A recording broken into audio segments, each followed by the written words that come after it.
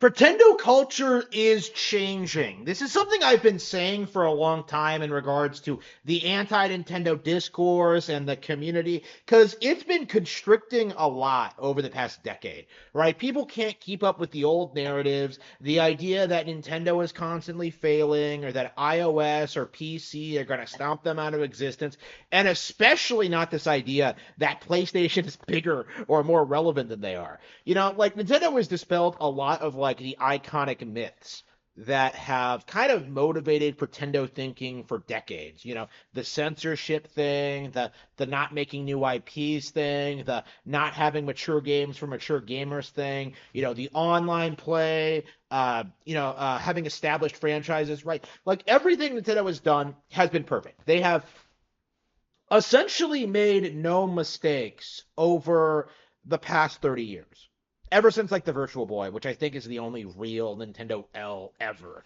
But generally speaking, everything that bad that happens to Nintendo is entirely because of game journal propaganda or Sony's influence over the industry. That's it. Like when you really like look at what Nintendo has been doing, they have been dominating. And I do think the Switch is a really good example as to what that looks like in practice because Nintendo has been dominating all the sales charts. They've been putting out banger after banger every month for since 2017, right? Crazy games, crazy sales, lots of hardware sales. What has happened? How do game journals react to this? How do they treat the company? Like, oh, that doesn't matter. The console's on the way out. Sales are going down. Animal Crossing New Horizons was the last real game on Nintendo Switch, and everything else since then has just been a blundering disappointment. We've seen this like in a lot of forms over the last couple of years, right? Bayonetta 3, No More Heroes 3, Metroid Dread, just to name a couple. Amiya the Smiling Man is a good example. You know, where it came out. And people tried to write it off and ignore it. And looking at the later half of the Switch's lifespan, you do see a bit of a trend in regards to like these new Nintendo releases, right? You constantly see people come out and try to say the game failed or it's not relevant or people didn't like it every single time. It doesn't matter whether it's like Mario and Luigi Brothership or The Legend of Zelda Echoes of Wisdom or Emio the Smiling Man or Princess Peach Showtime. Like every single time, no matter how well the game sells or how well it's received, you get a bunch of people coming out and trying to declare the game to be a bomb. Like this was most egregious, I think, last year with Mario Wonder and The Legend of Zelda: Tears of the Kingdom, both of which have gone on to be 20 million sellers, I believe. These huge, objective, monumental success stories in long-running series that are also major success stories. You genuinely have people coming out and trying to say that like Zelda failed or that no one was talking about it and that like it didn't win Game of the Year 2023. Like you have these people like desperately trying to paint this narrative that simply is not true. Zelda did extraordinarily well. Mario did extraordinarily well. And not only that, those games have gotten sequels at this point. Like, you're really gonna try and tell me that like Zelda and Mario are declining IPs when they can regularly put out entries that sell like 20 million units? Like, no, no. Completely delusional, off base, just delusional. And meanwhile, the same people are like bending over backwards saying Astrobot is some major success story, right? Like, oh, it's the best selling 3D platformer of the past decade. It's the most high quality. It's the best there is. Rah. And then meanwhile, people began to notice, like, wait, but Mario has been doing well. Well, other than Mario. And then people began to notice that, like, well, Kirby came out a couple of years ago and that outsold out Astrobot. No, Kirby doesn't count. Like, you see this every single time. Like the industry props up no name, irrelevant slop while demeaning Nintendo games that later go on to be classics, right? They prop up Astrobot, The Last of Us Part 2, Ghost of Tsushima, uh, Horizon Mini Yawns, right? Like while downplaying all these like way more popular and successful Nintendo Switch games. Like case in point, Splatoon versus Overwatch.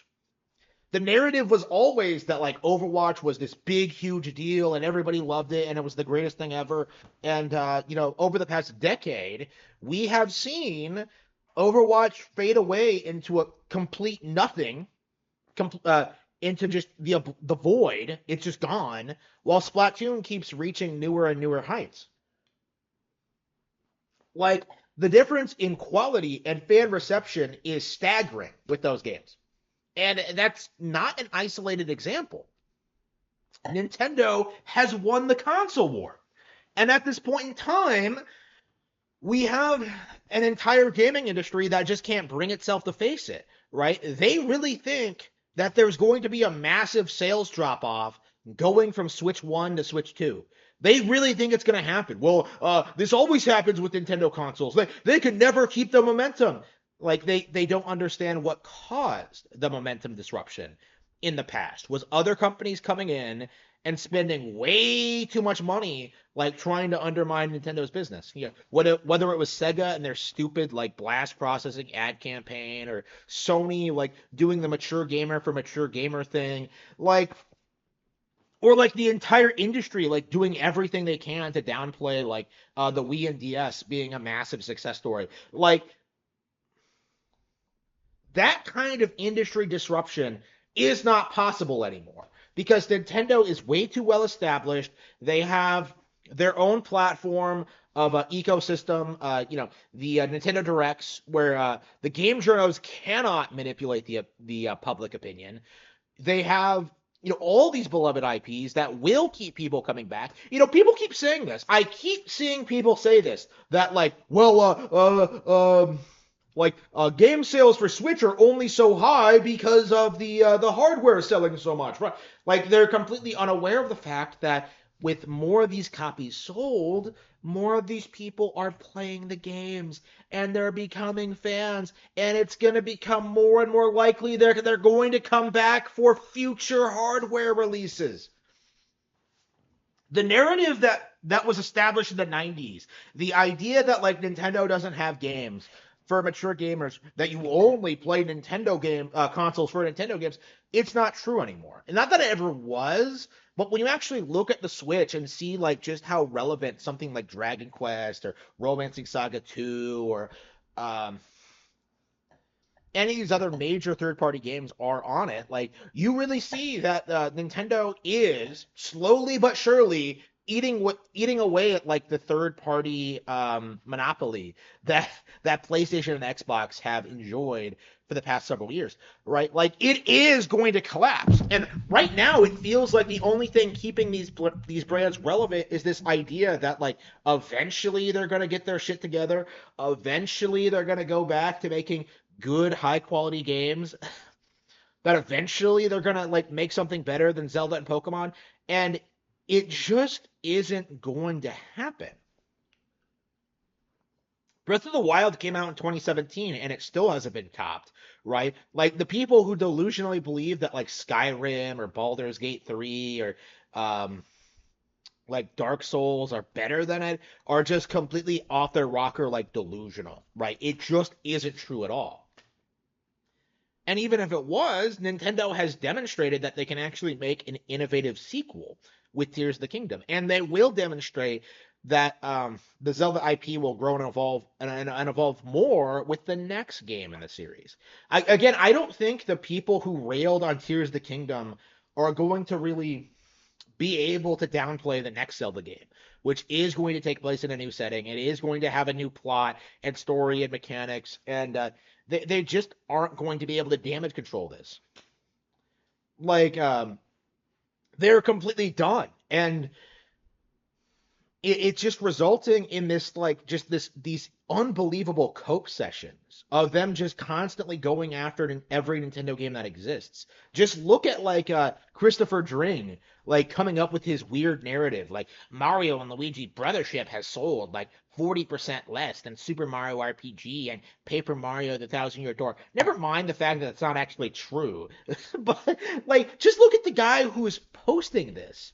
Just look at the source. Like the Twitter sales guys are complete frauds in general, but this is all they do is just push insane narratives and try to gaslight people into thinking WarioWare isn't doing well or that Mario and Luigi isn't doing well. Like they did this last year with the last Switch releases of that year, right? They tried to tell us that like, oh, this is clearly the swan song for the Switch. They're clearly gearing up for a new console, and that just wasn't true at all, like in any way, shape, or form.